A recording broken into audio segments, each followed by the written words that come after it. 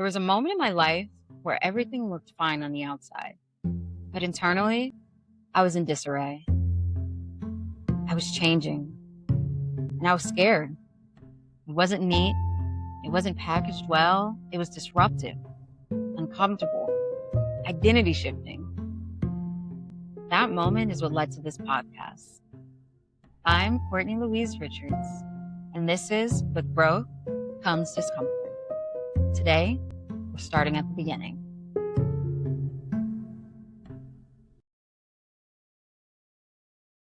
Today, we're exploring identity, leadership, resilience, and what it costs to grow inside, systems that weren't necessarily built with us in mind. Today, I have guest speaker Tomina Ward. She is known for being a motivational keynote speaker focused on resilience, leadership, and finding that strength within. It is amazing to have you here today as my first guest on this podcast, representing the strength that we have as a community and as a demographic. Courtney, thank you so much for giving me an opportunity to be on your platform, ma'am. I appreciate you. And it's been such a pleasure getting to know you throughout the years, and I'm very grateful to be here.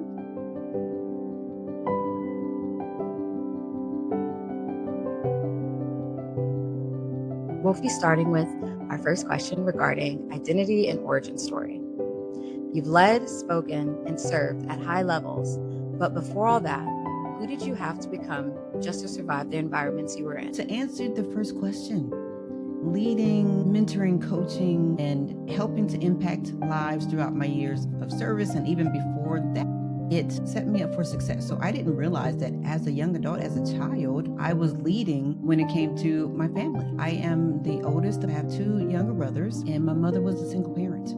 So on the days that she worked late, worked on the weekends, I had to step up and pretty much be the parent of my brothers, having to cook dinner at times, make sure that they were okay. I didn't realize that at that moment and early on, I was cultivating a mature identity.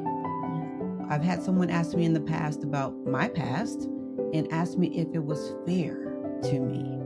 And I was like, I had to think about that. Was that fair as a child to be raising children? And to answer the question, it wasn't fair, but it was required, right? We can't control the environments that we're born in, but at an early age, I was having to lead as a young adult because of my mother being a single parent. Yeah, that's heavy, and I think just the concept of it being fair, what's required isn't always fair, right?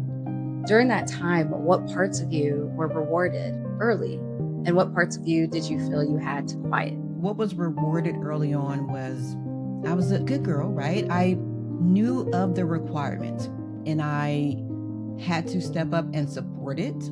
And because I supported it, I led with empathy. I led with understanding because I knew that she had to pay the bills and she was doing everything by herself. So I was rewarded for being a good girl. I was supportive. I was cooking. I was helping. That was the positive aspect of me helping and stepping into that role as a young adult. And when it comes to parts of me that I felt like I had to quiet, it was the pushback. It was the naysay, right? Because sometimes my friends were out doing this and I may have been home cooking, or I may have been supporting my family, my brothers. So I think the social norms as a child, at times my voice was stifled because growing up in a Black family, stay in the kids' place, kids are to be seen, not heard. And not heard, exactly, right? Yeah. So, that definitely had somewhat of an impact, and that tied into my respect for my parent and my mother at the same time. Although it was a moment of quieting myself, I was also learning and developing and growing in those quiet moments. Yeah. That's so much to unpack, especially hearing that before leadership, it was survival. Before it became a title, there was already responsibility, awareness, and expectations being placed on you. I want to sit with that for a moment because I think a lot of people recognize themselves in that answer. I had friends and have had friends that have spoken and impacted young adults as well, and they can relate. Like, there are some families that don't want their children to go to college because they know that they will be home supporting the home life, right? There's a lot of people out there that have to sacrifice their own personal goals, their own personal dreams for the support of others. As a young adult, you really have to find yourself. And especially in situations like that, you have to find yourself early and realize what you want out of life and go for it, right? Even if the path isn't set out, if it's not straight, I don't see where we're going, you have to believe enough that if I want to change, even as a young adult, I can do it. I need to do it. Yeah, because those early moments where life is telling you who you can and can't be, you start to adapt and you start to take that survival and it becomes your identity about who you are. That's something I think a lot of us, we don't unpack until we get older and we have those reflections and we have conversations like these where it's like, wait a minute, this resonates. That brings us to our next question. At what point did you realize you weren't just growing, you were adapting to a system with its own expectations of you? As a young adult, I had to realize that accepting my skinny body, there were times that I would try and overeat or like take a nap. I had always heard that people gain weight like after they eat. If they take a nap, they go to sleep and they can gain weight. So I was personally trying to do things to accept and to adapt to society's norm of what I should look like. Because of being bullied, being too skinny, I was trying to force myself into the narrative of what normal was. Also being a dark-skinned girl, I was made fun of for my skin tone. And unfortunately, it was by someone who had the same skin tone as me. And, I didn't even realize that. I'm like, wait, hold up. Like, I'm being made fun of by someone who looks like me. And at a young age, I couldn't identify that. For one, it was wrong, right? And for two, it was his insecurity being projected on me because we were both dark skin toned kids. However, he made a point to point it out to me of how dark I was, right? Back then, I was also taking on a lead role as an older child. So I was moving and learning and also growing in some of those areas at a young age. And, I just didn't realize that instead of me being a young child, no issues, no troubles, I was growing into the expectation, trying to grow into the expectation of what society and what was being told to me that looked like norm, thicker, more weight, a lighter skin color. So it was just a lot that I dealt with as a child. And really having to work to love me even back then, which wasn't easy. And just some of those words permeated my soul back then. I sat with that for years. The confidence of, although being dark-skinned, I could still be beautiful. I didn't have the support along the way, people pouring into me, you're beautiful, you're this, you're that. And I'm not saying that my mother didn't, right? But the active support against the bullying, because I really didn't share that with her. You couldn't in some ways. Absolutely. You're carrying some of the load for her. So it's like, mom doesn't have time to be worried about schoolhouse. Exactly. Yeah. I was just growing and adapting along the way with my experiences, right? So it built me. It changed a lot of things inside me at a young age. I bet. Yeah, that in some ways it's like it's empowering because wow, I can be relied upon, I can be trusted, but the other end of that is it becomes heavy. It was heavy. When did nobody is coming to save me become a part of your internal narrative? Early. My mother and father had me at 18 and 19. My father didn't know what he was going to do with his life, so he decided to join the Army and he was going to come back for his family. So my mother waited and he went off, he joined the Army and he was stationed away for a while. And by the time that he returned for his family, he returned married to another woman. So at that moment and early in my life, I was around 3-ish, my life changed. My mother's life changed. Early on when that happened and throughout the years, her struggle became my struggle. I realized that whatever I wanted in life, I had to go get, right? I didn't have the support of two parents and I didn't have the financial support, the emotional support of both parents. That gap, I knew that I had to be the one to fill that gap.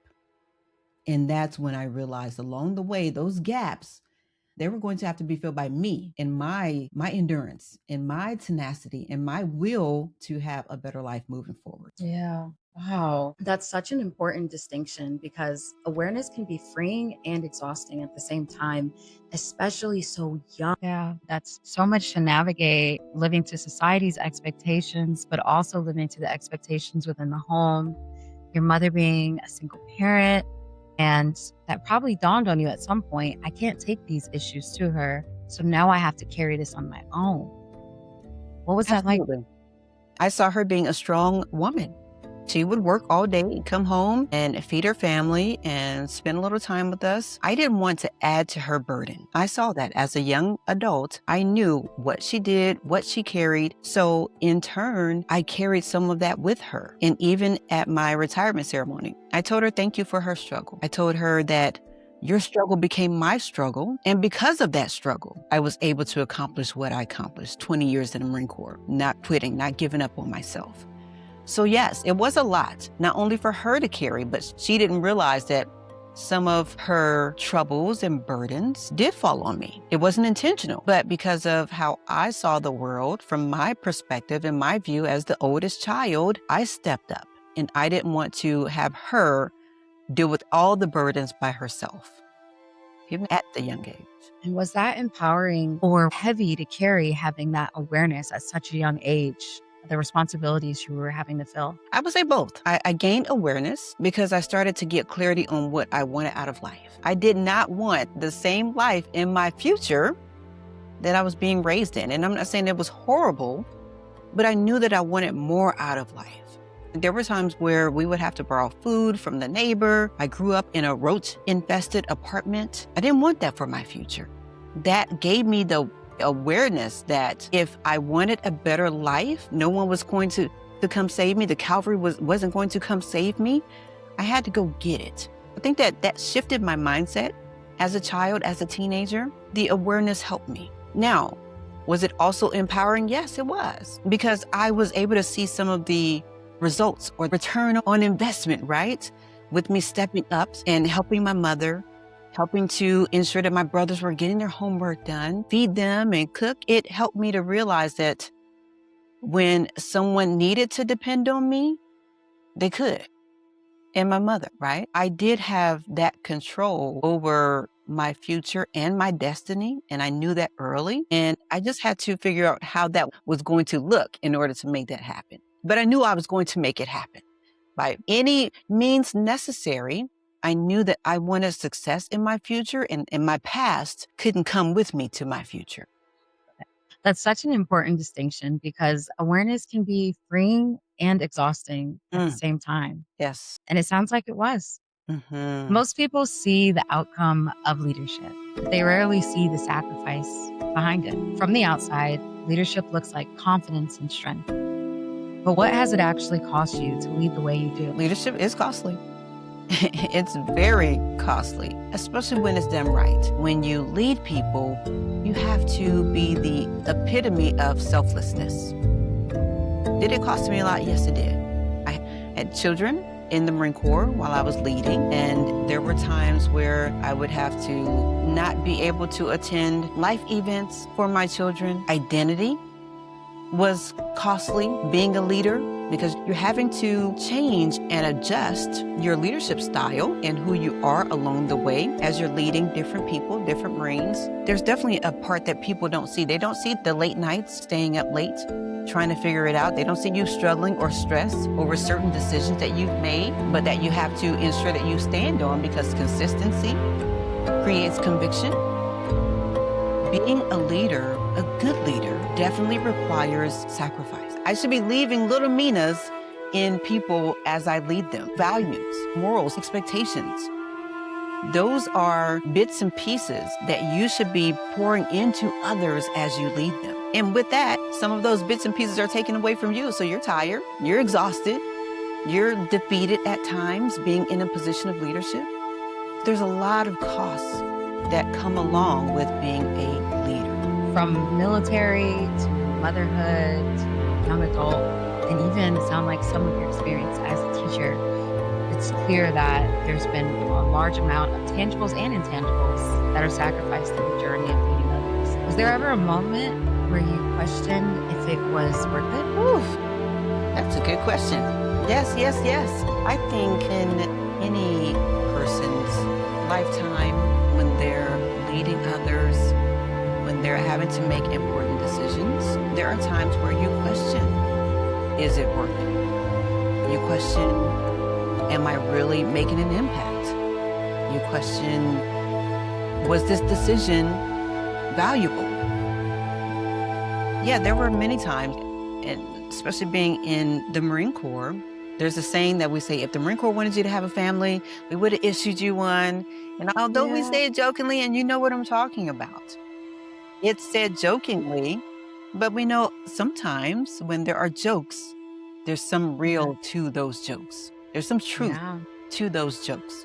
So me being an active duty Marine, my husband was an active duty Marine. And there were times where he would be stationed in one state and I'm stationed in another state.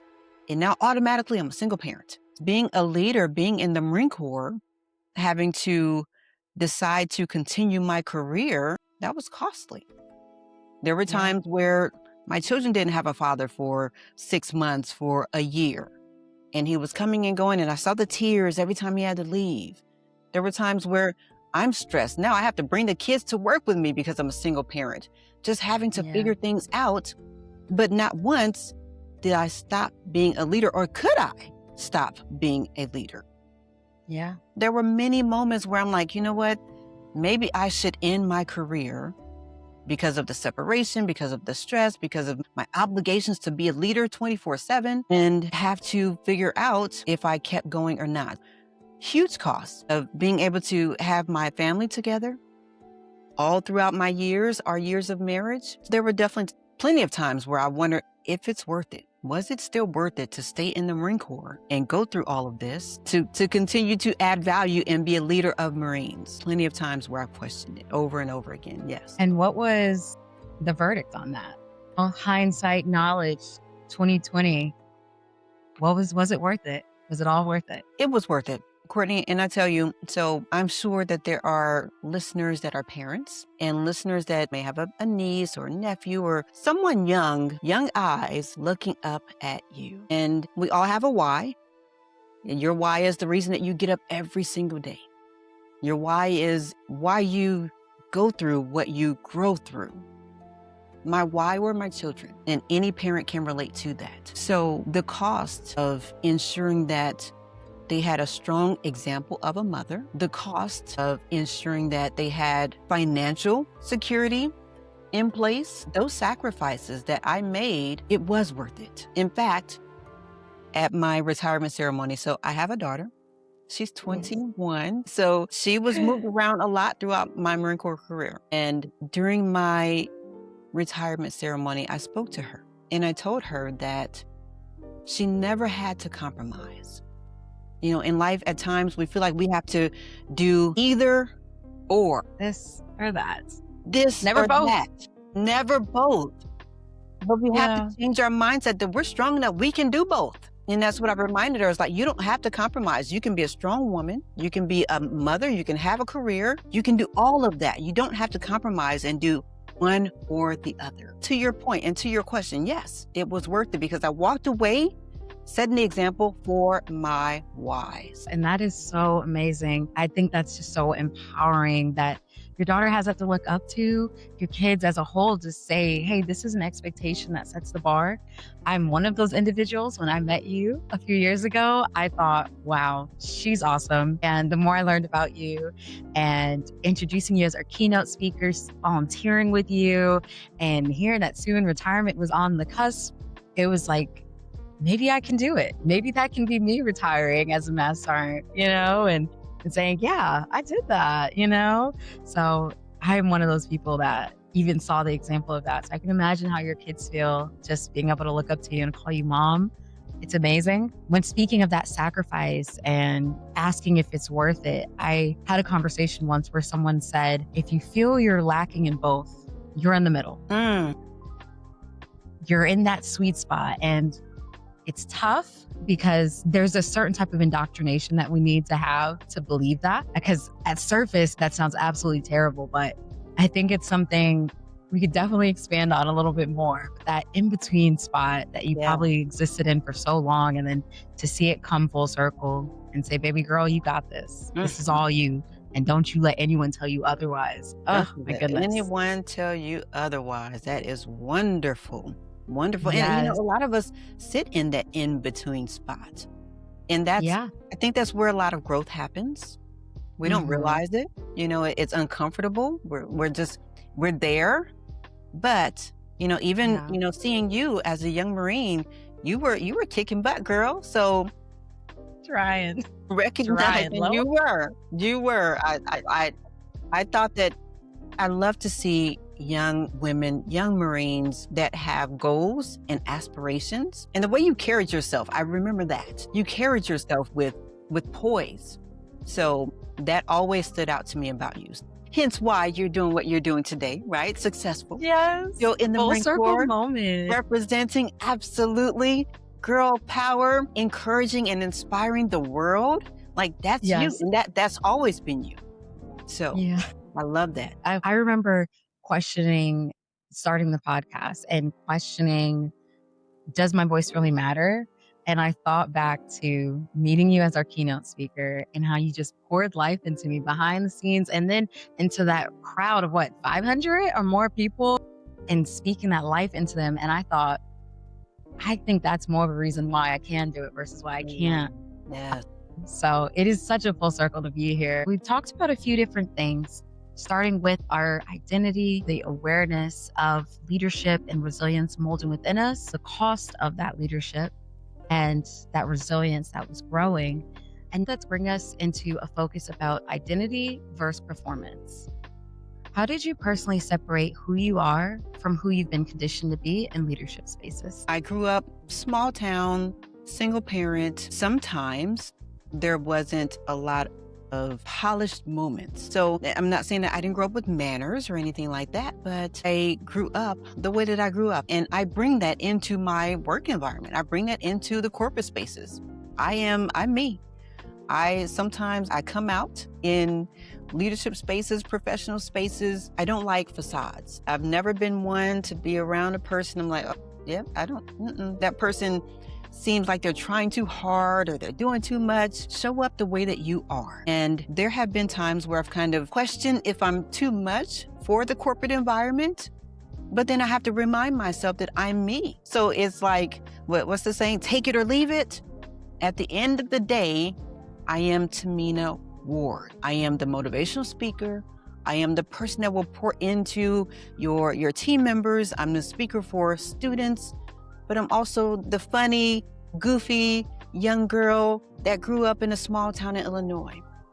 So what I would say is that the way that I separate my personal self from who I was conditioned to be in leadership spaces is to just be me. I think when we try and work so hard to fit into that, be that circle, fitting into that squared space, it comes off inauthentic. I'm accountable for who I am.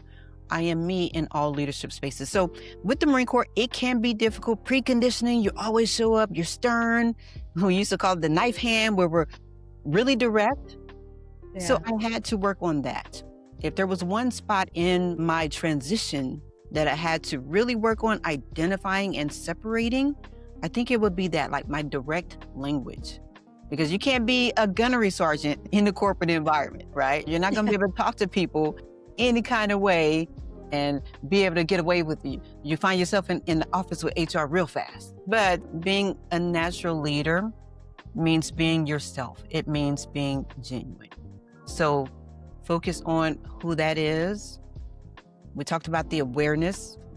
As long as you do that and stay true to yourself, leave room for grace when you make mistakes, leave room for grace for others, and ensure that you show up authentic every single time. Yes, that is so important. It's something that definitely gets lost when you kind of have that mission in front of you or that objective, and it's like, hey, we need to work with a client that identifies in this way. And sometimes it can be conflicting with who we actually are. And now we have to find a way, how do we bridge that gap? You know, oftentimes people will speak about losing themselves, but the cost and the balance is, can I be myself without losing this opportunity, or will I have to suppress some of that? What helped you recognize the difference about who you were and who you're conditioned to be in those spaces? What helped me recognize the difference? I think those around me, when I first joined my corporate environment, I happened to mention, because I'm really aware of myself. I'm aware of my attitude. I'm aware of my facial expressions, because sometimes they can come off and tell a story. Yeah. But voice in undercase, but face in all caps. All caps, okay? With exclamation point. Exclamation at the beginning and the end, okay? And I think that's some of that is the Marine Corps, right? That conditioning, because we have to be tough. There's no way that you can walk through and have a successful Marine Corps career without being able to stand up for yourself and stand up for others. So that has always been in me, like from a child with my brothers, and then throughout my Marine Corps career, having children, protecting them. So I've always had to do that with my facial expressions and being able to communicate. I've had to watch that. However, I've also used people in my circle to give me honest feedback. When I first joined this company, I happened to say, you know what? I think I'm a little bit too much for this VP. And you know what I heard back from my trusted person? He was like, I think you are. And I wasn't going to sit with that. Look, like, well, guess what? Guess what? He's a Marine as well. He was a Marine as well. So you're speaking your language. I knew that I could trust his constructive feedback. And that right there helped me to identify the spaces of where I was trying to fit in too much or having to adjust too much, or able to just sit in and be myself as I figured things out along the way. There are times where you need to have trusted people around you, be coachable when they're giving you feedback or insight about your performance, about who you are, about what you're actually bringing to the table. Always have good people around you that will tell you. Good leaders will not have yes men and women around them. Good leaders will have people that will tell them the truth, and not only tell them the truth, they'll accept that feedback and do something with it. You have to execute. It's not good enough to just listen to it. You have to act on it. And it can be uncomfortable, but you have to grow. And definitely having a strong person in your corner to kind of bridge that gap where you say, hey, I love you, but tone it down some. It helps. We need that. Iron sharpens iron.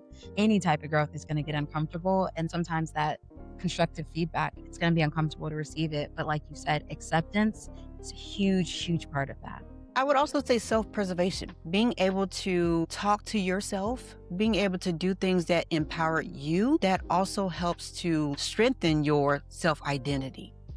Even when things are said, you're in an environment and you're being coached and you're taking some things in and you're adjusting, you still have to stay strong in who you are and your confidence. Yes. Being able to use affirmations, being able to talk to myself and ensure that I wasn't insecure in some of those environments. You really have to work on the inner you. And self-preservation, that is probably key to being someone that's able to be resilient in different environments, is finding a way to keep that tank full, the various mental, emotional, physical, spiritual, and that keeps flowing so internal resilience continues to work. Speaking of resilience, it brings us to our next question. Resilience is often praised, but in your experience, when does resilience become survival instead of growth? Anyone that has spent 2 years, 5 years, any type of years, especially in a military environment, they know what resilience looks like. They've experienced some situations they've had to push through, they've had to grow through, they've had to overcome, and there is a difference. I think when resilience costs your peace, that's when it turns to survival instead of growth. And those are moments you're not sleeping. You're waking up at 2 o'clock in the morning, your mind is racing. Those are the moments where your heart is palpitating more often than it used to, and you're starting to see anxiety increase in your body. the nervousness, depression. That's when resilience becomes survival instead of growth. When you're unable to be who you are because you're so wrapped up in trying to be something for everyone else, that's when resilience turns into survival instead of growth. Resilience often means that you're carrying your load and the loads of many others, and plenty of people I know can relate to that.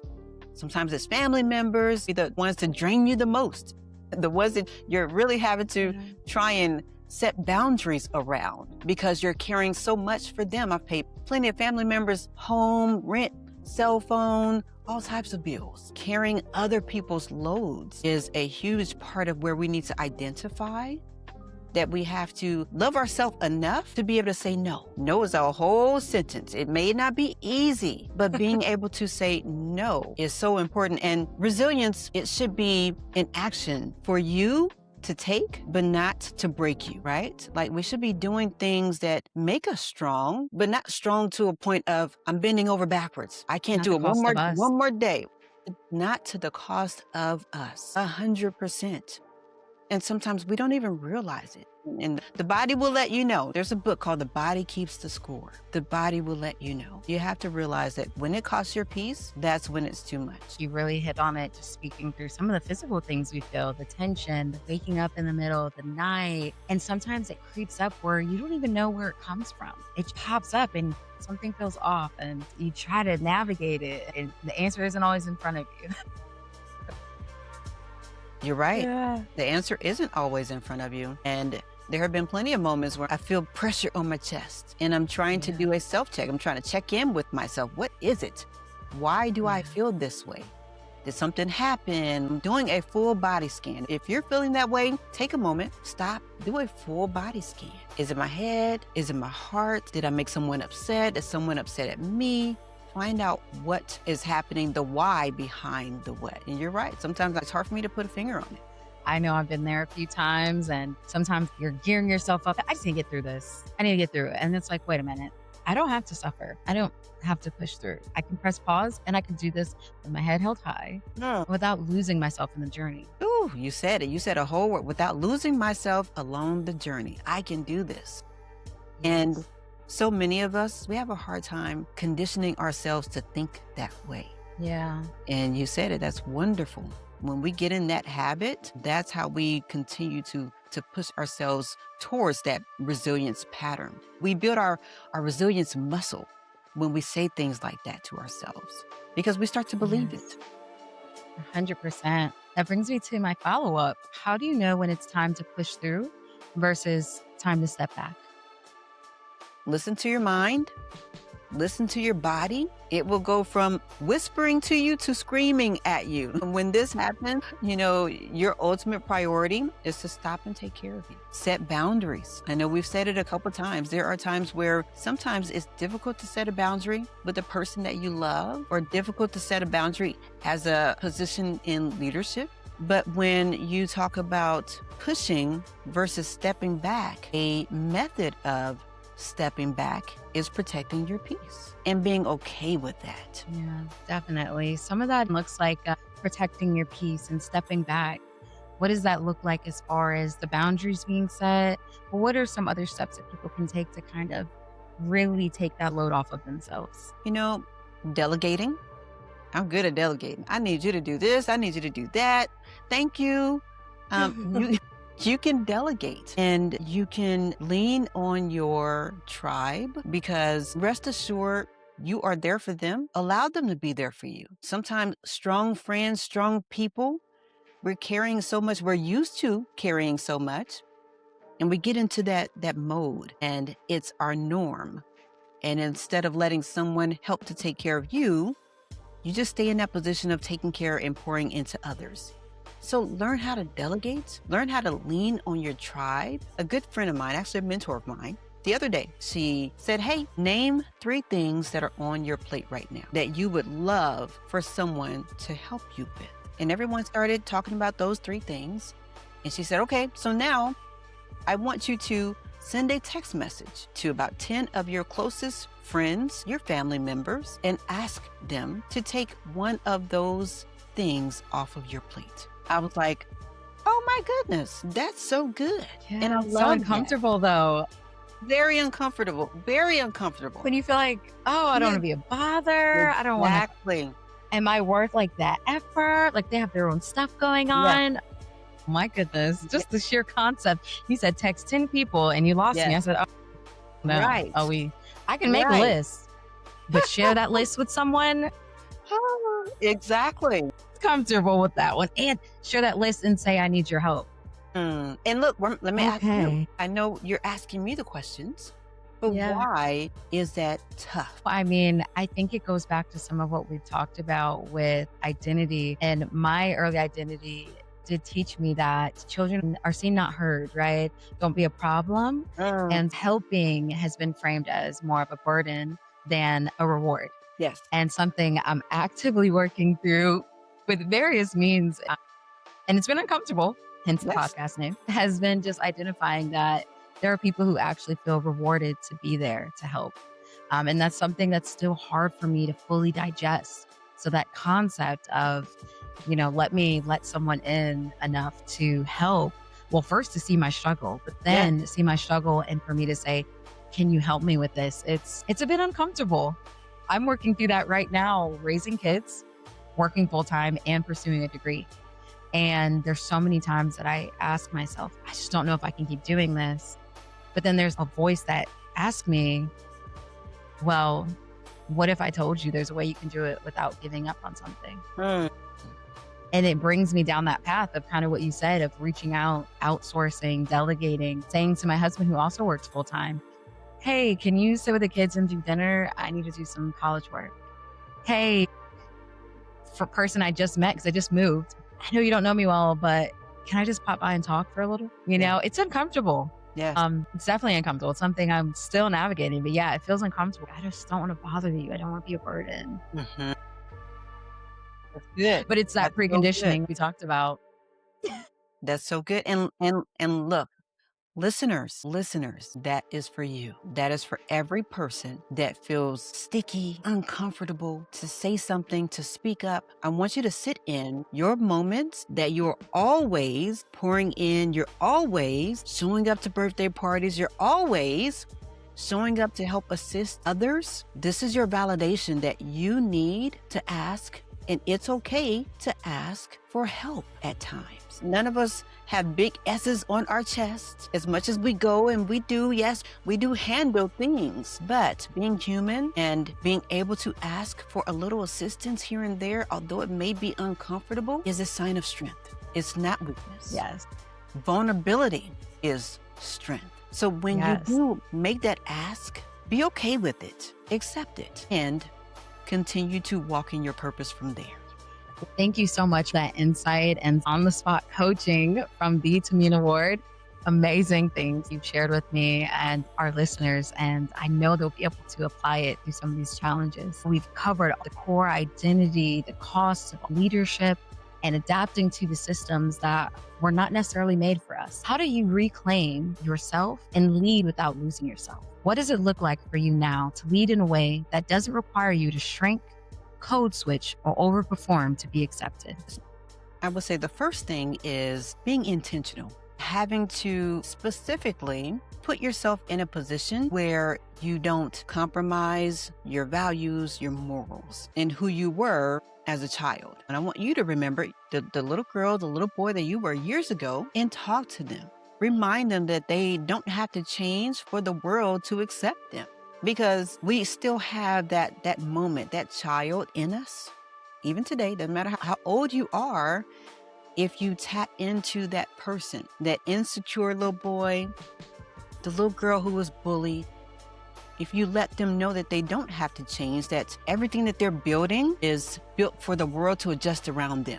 Sometimes I think we stifle our own greatness being concerned with how others view us and instead of how we view ourselves. When it comes to leading without losing who you are, losing yourself, I believe it takes forgiveness. It takes us anchoring in, standing strong in who we are. First, you have to know who you are, right? But staying strong in who you are, being able to accept your mistakes, learn from them, your wrongs, your rights, all the lessons, everything that you've been through has contributed to the combination of who you are.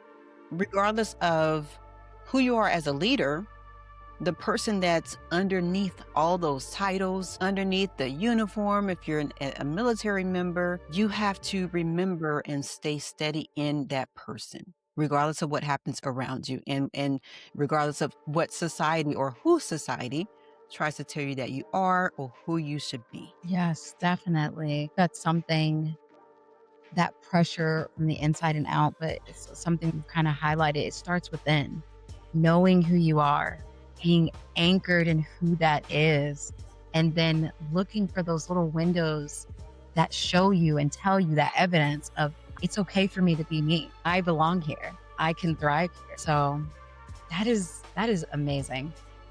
Meant to be here. So there's times where, especially in the corporate environment, right? We may think, okay, am I really here for a reason? Am I really showing up? Or although I'm not sitting at the table, how can I get to the table? Being able to be comfortable and confident. I cut my hair a couple years ago and I was so insecure to show up at my corporate job with my hair cut short. It was curly and I was nervous about how I was to be accepted. Even being a good leader, I was still nervous about what would be said in that environment, but I had to stay strong in who I was and what I brought to the table. So, Yes. be you. Through and through. Tomina, we spoke about identity shifts, the awareness, the cost, and the method to overcome the pressure. Tell us, what are some practical things that listeners can apply to balance identity, authenticity, and value while meeting the expectations of work, home, and other parts of their life? There are 3 things I use quite often to help me realize and recognize that I am who I am. I am fearfully, I'm wonderfully made no matter what environment that I'm in. And I have this, and I'm going to continue to have this. I need to own it. I need to build it, and I need to live it. So own it, build it, and live it. The way that I break that down is own your foundation. Own your experience, own your past, own who you are, the lowest level of you. This is your responsibility to continue to nurture, continue to develop, continue to pour into you. I want you to write down 3 non-negotiables, 3 things that will happen regardless, 3 great things about you that you stand strong on, that I've learned from my past, that I've learned from others. 3 non-negotiables that you carry with you every single day. Maybe it's a slogan that I'm going to push through every day, no matter what. Write down those 3 things and keep those with you. That's your foundation. Own your foundation. Second is build. Build with intention. If you don't have strategy to accomplish your goals will often fall short or they won't happen at all. I knew that being raised by a single mother, didn't have the support of my father. I had to build my future. I had to be intentional on where I wanted to go in my life. So find out what that looks like for you. Build your future with intention. And lastly, live it. Life is too short. Live without apology. There are so many times we're apologizing for just being in the room. That stops today. If you're listening to my voice, stop apologizing for being you. Stop apologizing for being where you are in life right now. You are exactly where you're supposed to be. Live without apology. Be confident. You're meant to be here.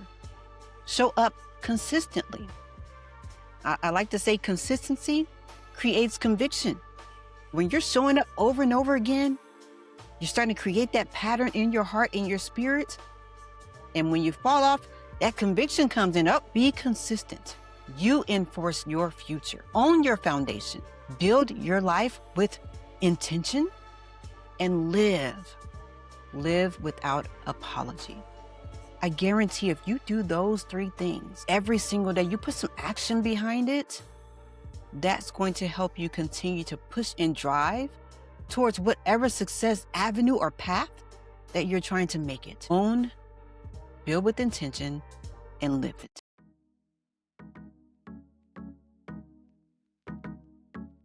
going through that and looking at that shift that you had and how you're experiencing, you know what? I'm reclaiming myself. I'm leading without losing myself. What was that shift like? And did it cost you anything personally or professionally? I'm a Marine. We talked about me and my facial expressions and my tone and sometimes being a little rough around the edges, the way I speak, my thoughts, but that's part of my authenticity. That's part of my identity. There were times where I second guessed that. There are times where I still second guess it. And I have to keep in mind that everyone doesn't respond with the same amount of willingness or acceptance, and that's okay as well. So I think sometimes it can cost personally with your confidence at times, but at the end of the day, if you remind yourself of, I'm here and I fought to get here for that little boy back then who couldn't speak up, who didn't know who they were, who was bullied for being skinny, for being dark-skinned, reminding yourself of what that looked like then and how far you've come today. Make sure that that doesn't cost you the rest of your future. There was a bit of a cost, and there is still a bit of a cost personally, but standing in your truth will help you to pay that cost. Yes, definitely. And now this brings us for reflection for our audience and for us.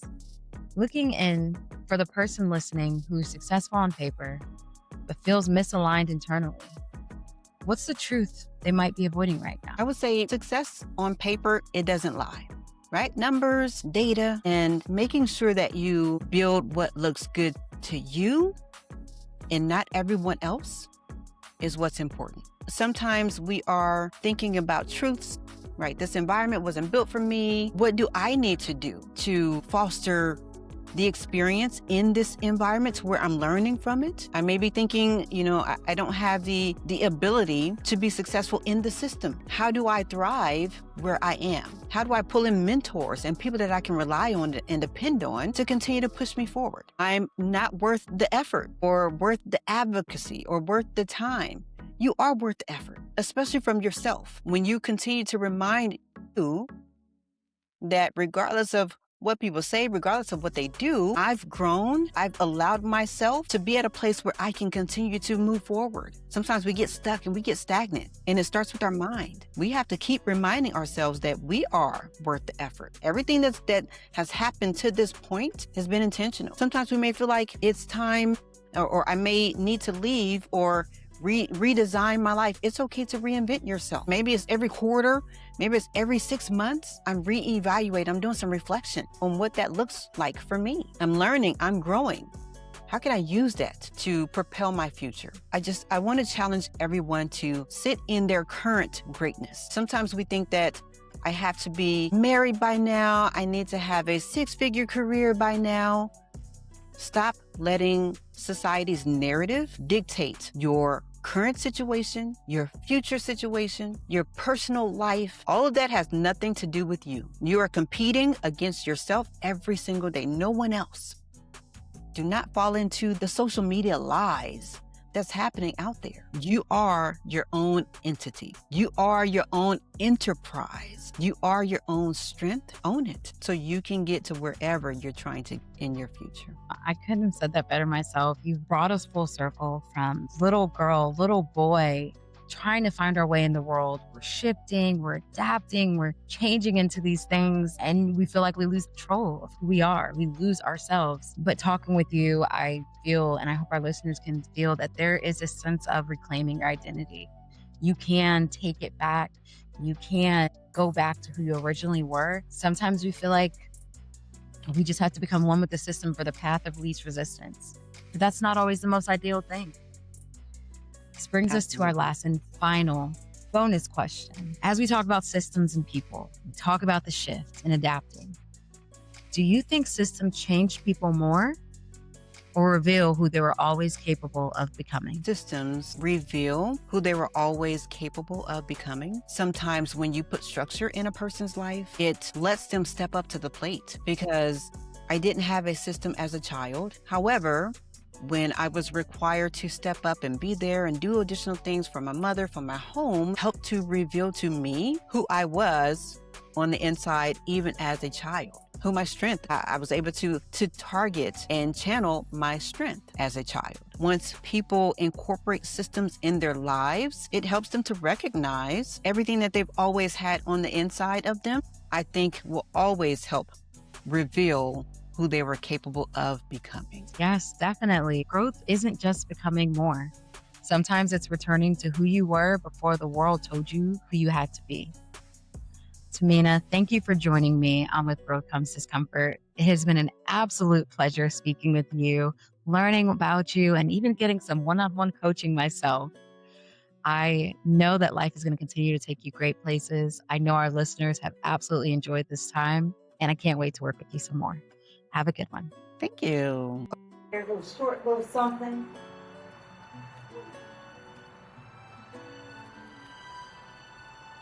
You were my first superhero.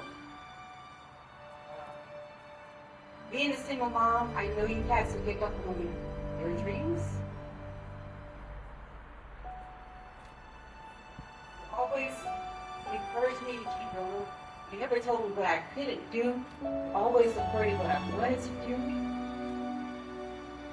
And our struggle back then built our character today. It's one reason I'm standing here today, because we built our resilience throughout the years.